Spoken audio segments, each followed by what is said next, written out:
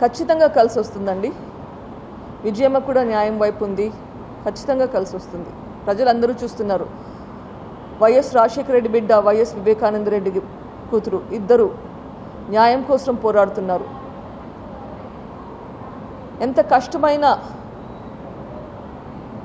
న్యాయం వైపు నిల్చున్నారు.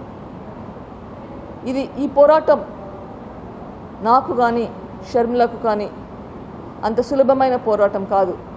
ఇంట్లో వాళ్ళని ఎదిరించి ఇట్లా అందరి ముందర బయటికి రావడం చాలా కష్టం.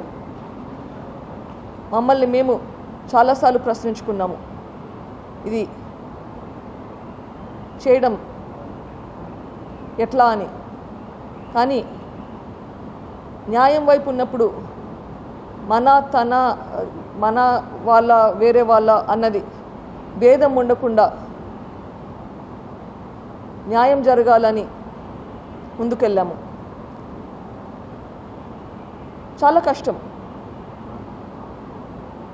ప్రజలకు సమాధానం చెప్పుకోవాలి, మాకు మేము సమాధానం చెప్పుకోవాలి, ఇంట్లో సమాధానం చెప్పుకోవాలి, బయట సమాధానం చెప్పుకోవాలి. చాలామంది అడిగారు, ఎందుకు ఇది ఇంట్లో మీరు సంప్రదించుకొని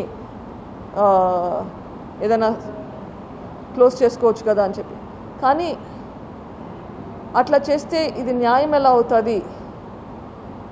మన ఊరు బాగుపడాలి, మన జిల్లా బాగుపడాలి, మన రాష్ట్రం బాగుపడాలి అంటే ఈ న్యాయ పోరాటము ప్రజా పోరాటంగా మారాల్సిందే అనిపించింది. మంచి పని చేయడానికి ఎక్కువ ఆలోచించాల్సిన పని లేదు. కానీ మంచి మార్గం ఎన్నుకుంటే అది కష్టమైన మార్గం. ఏదైనా మంచి పని చేయాలంటే ప్రతిసారి అది సులభంగా ఉండదు, కష్టమైన మార్గం. మేము కష్టమైన మార్గాన్ని ఎన్నుకున్నాము, ఎందుకంటే మంచి పని కాబట్టి. తప్పలేదు. మనందరి కోసం, మన ప్రజల కోసం, మన ఊరి కోసం, మన రాష్ట్రం కోసం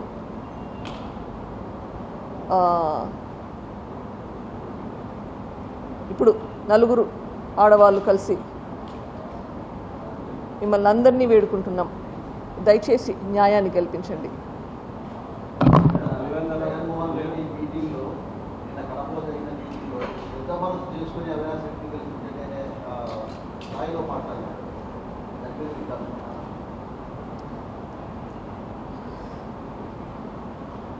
నిందితుడి వైపు ఎందుకు ఓటు వేయాలి అని మీరు ప్రశ్నించాలి. ఏదైనా మంచి పని చేయడానికి ఆలోచించాల్సిన పని లేదు, కష్టం. కానీ ఎవరైనా తప్పు చెయ్యి అంటే గన ఎందుకు తప్పు చేయమంటున్నారో మీరు ప్రశ్నించాలి.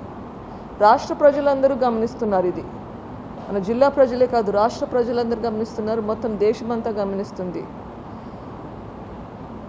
వైఎస్ జగన్మోహన్ రెడ్డి గారు పదే అవినాష్ రెడ్డి గారు చిన్నపిల్లాడు, ఆయనకు భవిష్యత్తు ఉంది అంటున్నారు. ఒక హత్య చేసినప్పుడు ఆ మనిషి ప్రాణం గురించి ఆలోచించలేదు, కానీ ఒక నిందితుడు భవిష్యత్తు గురించి మాట్లాడుతున్నారు. అది ఎలా సమంజసము?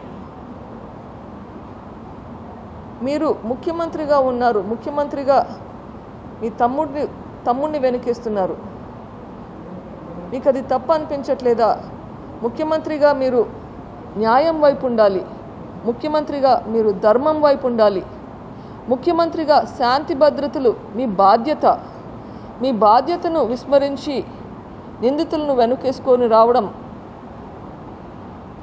తప్పు, న్యాయరీత్యా తప్పు. సో అది ప్రజలు గ్రహిస్తున్నారు, అందరూ గమనిస్తున్నారు.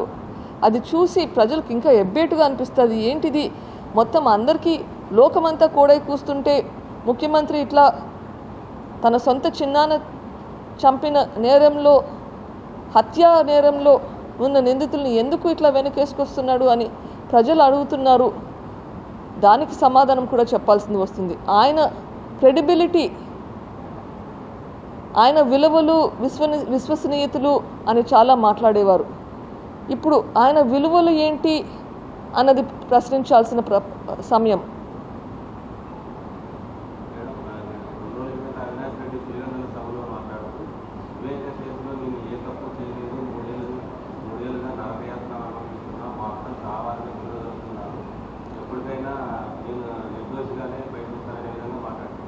అవినాష్ రెడ్డి గారు 3 రోజుల క్రితం ఆయన గురించి ఆయన సమర్థించుకున్నాడు. 3 వారాల క్రితం ఇక్కడే కడపలో ఒక ప్రెస్ మీట్లో శంకర్ రెడ్డి అన్నను కూడా సమర్థించుకొచ్చాడు. శంకర్ రెడ్డి అన్న అంటే ఎవరో మీకు అందరికీ తెలుసు అనుకుంటా, దేవిరెడ్డి శివశంకర్ రెడ్డి, A5 5వ ముద్దాయి, 5వ నిందితుడు. అవినాష్ రెడ్డి దేవిరెడ్డి శివశంకర్ రెడ్డిని సమర్థించుకుంటూ వస్తున్నాడు. జగన్మోహన్ రెడ్డి అవినాష్ రెడ్డిని సమర్థించుకుంటూ వస్తున్నాడు. ఇవి అందరూ ఒక కూటమి అయి ఒక నెక్సస్ ఫామ్ అయినట్లుగా ఉన్నట్లు అనిపించట్లేదా మీకు? For more videos like this, subscribe Big TV channel.